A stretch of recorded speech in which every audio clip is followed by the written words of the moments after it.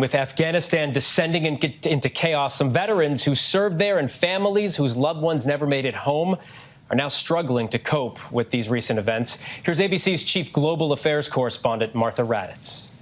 This is Kylie Willis. She lives in a small town in West Virginia, only a few hours' drive from the nation's capital. I believe this one's his Purple Heart. I believe this one's because he served in Afghanistan. Kylie is a member of one of the 2,448 Gold Star families who lost relatives in Afghanistan. They are now reeling from the rapid collapse of the Afghan government and the reestablishment of the Taliban.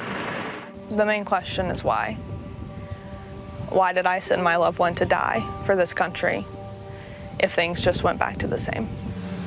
That question, a recurring theme this week, haunting Gold Star families, and it may be triggering a mental health crisis among our veterans. You know, losing my dad was the hardest thing I've ever had to do. Kylie was 15 years old when she lost her father in Afghanistan. Her father, Staff Sergeant Kirk Owens, was driving on a notoriously dangerous road in 2011 when he was struck and killed by an IED, along with two other members of his unit in the Paktia province, an area that was seeing increasing violence and fighting. He took the front seat in the front car because he knew it was the most dangerous. They were going down a dangerous path, and he took that spot so somebody else didn't have to. Jane Horton's husband, Specialist Chris Horton, was also killed in Paktia just a month after Kylie's father. He was just 26 years old. You know, for me, when I sent my husband to war, he was not my own. He was our country's. He was America's son. When you have talked to some of the Gold Star families, which you have been such an incredible advocate for and for our veterans, what are you hearing? Number one, what did my loved one die for? It wasn't for this. My tears were not for this. And hopefully our country will show us that our loved one's sacrifice was not in vain. Brian Moore is a 23-year veteran of the U.S. Army. He's completed 7 tours to Afghanistan. He recently overheard a radio show host asking that same question. Was his service in vain? And that stung more. I mean, why would you even bring that up? Why would you even start saying that? Why would you even ask that question? It has nothing to do with the soldiers. It has everything to do with the leadership, our government, and the choices that they're making, not anything to do with the soldiers and their service. But a common frustration among those Americans directly affected by the war, the unclear mission in Afghanistan.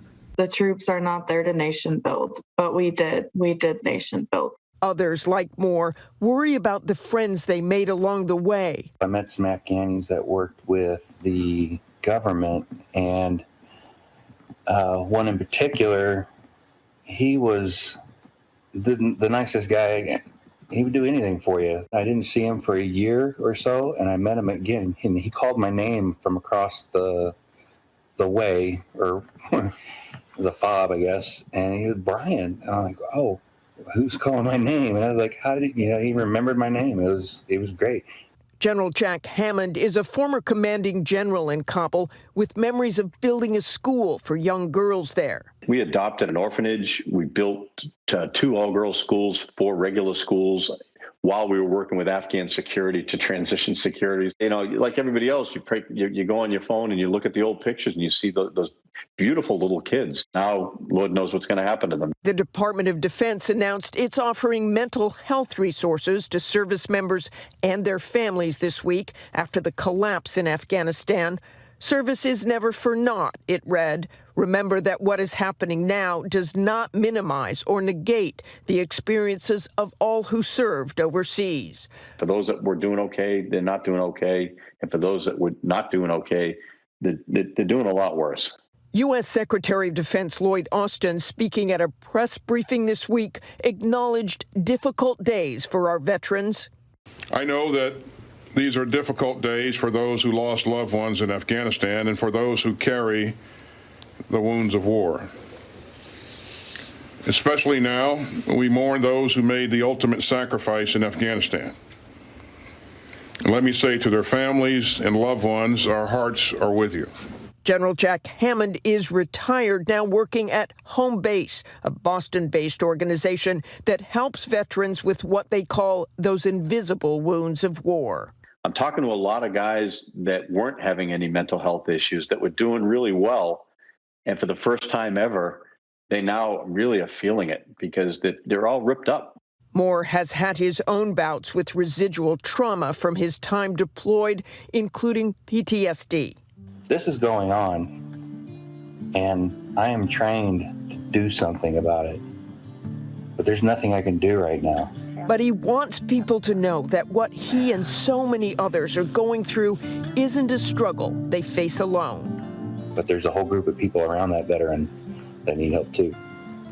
So I think about those people, and it's just everything now is intensified by the last few days. If someone sees this and they're inspired by what I say, and they go and they just talk to somebody about what they're feeling, and it does, it makes a huge difference.